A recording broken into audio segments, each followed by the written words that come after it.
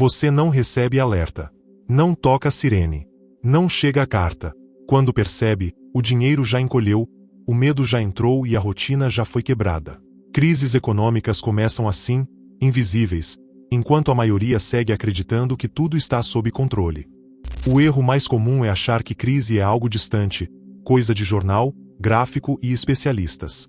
A verdade nua e crua é que ela nasce longe dos olhos, mas explode dentro de casa, no preço do alimento, no aluguel, no remédio, no trabalho que some sem explicação. A economia não quebra de repente para quem entende os sinais. Ela quebra de surpresa para quem confia demais. Governos erram, mercados travam, dívidas crescem. E tudo isso acontece enquanto a vida segue como se nada estivesse errado, até não dar mais. Crises econômicas não pedem permissão para entrar na vida real.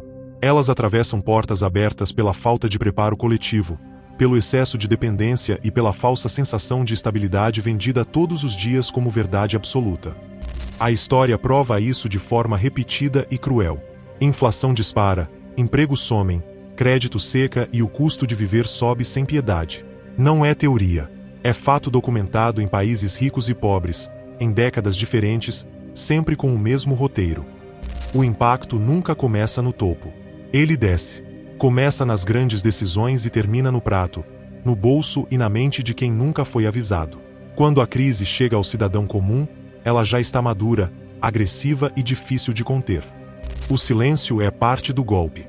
Enquanto autoridades suavizam discursos e manchetes distraem, a engrenagem continua rodando até travar. Quando trava, não há botão de reinício rápido para quem vive da própria renda. A vida real sente primeiro aquilo que os números ainda escondem. Menos oportunidades, mais cobrança, mais pressão e menos margem para erro.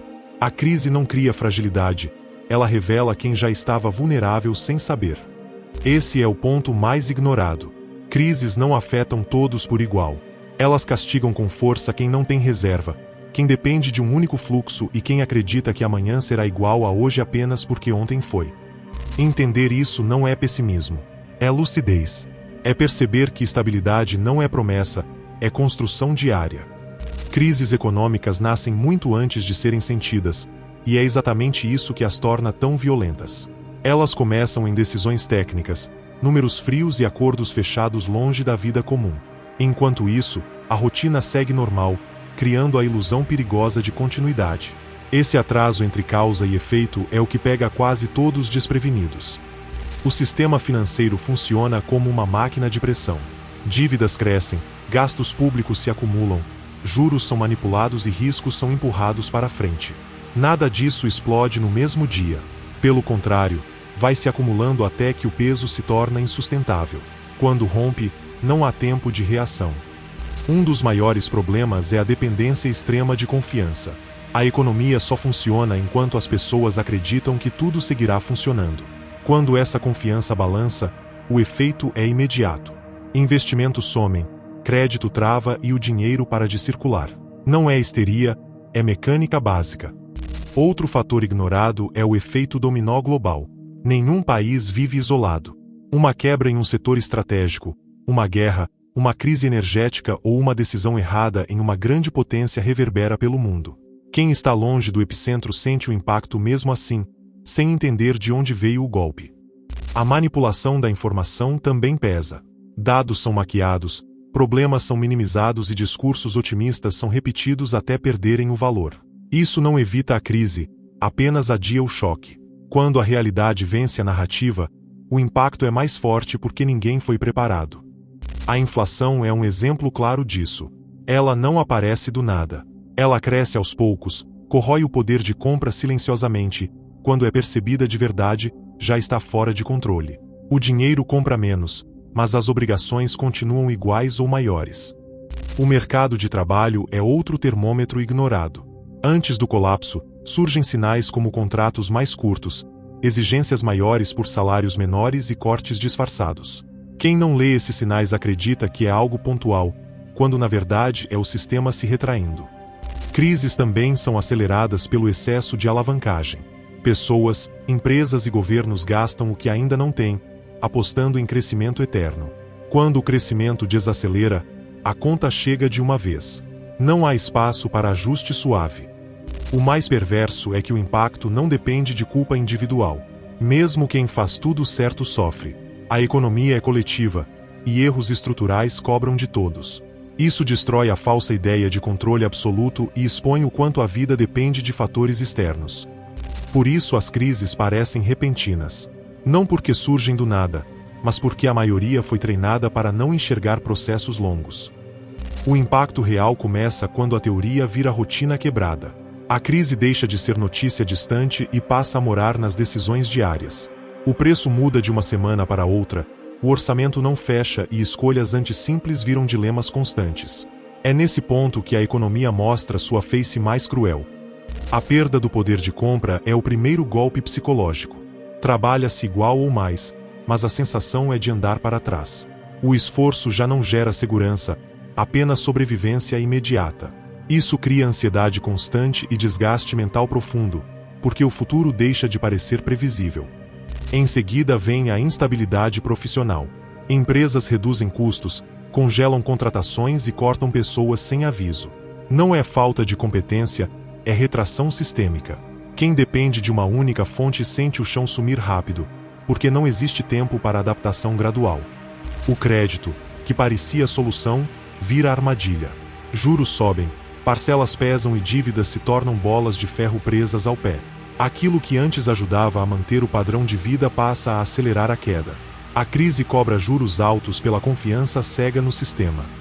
Serviços públicos também sentem o baque.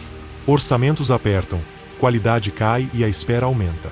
Saúde, transporte e segurança pioram exatamente quando mais são necessários. A sensação de abandono cresce porque a estrutura que prometia amparo falha sob pressão.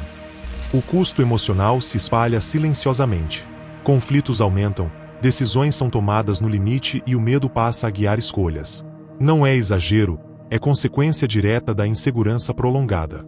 A crise não destrói apenas finanças, ela corrói relações e clareza mental. O consumo muda a força, não por consciência. Cortes acontecem onde dói mais.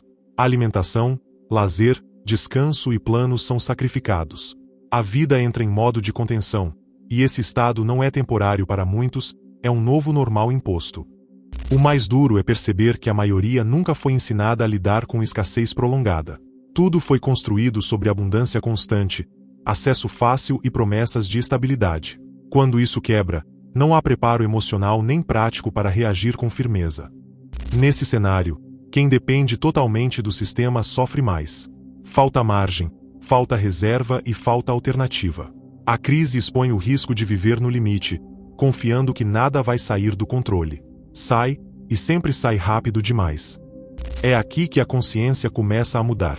Entender que crises são ciclos e não acidentes muda a forma de encarar a vida.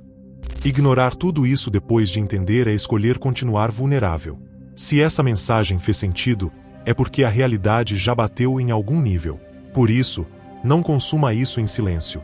Curta, comente e compartilhe, porque quanto mais gente entende cedo, menos gente quebra tarde. E se ainda não se inscreveu no canal, faça isso agora, porque esse tipo de conteúdo não aparece quando a crise já começou, aparece antes, para quem presta atenção. Existe uma diferença brutal entre atravessar um cenário desses em pânico ou com um mínimo de tranquilidade.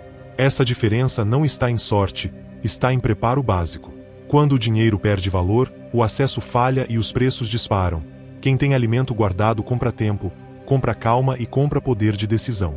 Isso não é exagero, é o que sempre aconteceu em todas as grandes crises. Estocar alimentos não é sobre medo, é sobre lógica. Comer é necessidade diária, não negociável. Quando cadeias falham, prateleiras esvaziam e o orçamento aperta, quem depende exclusivamente do mercado sente primeiro. Quem se antecipou sofre menos. Simples assim.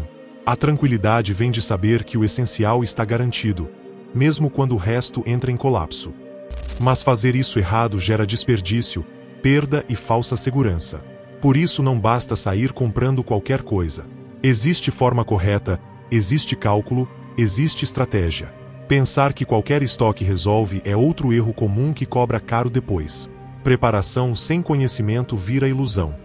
É exatamente por isso que existe um material pronto, direto ao ponto, criado para ensinar como estocar alimentos de forma eficiente, realista e acessível, sem complicação e sem achismo.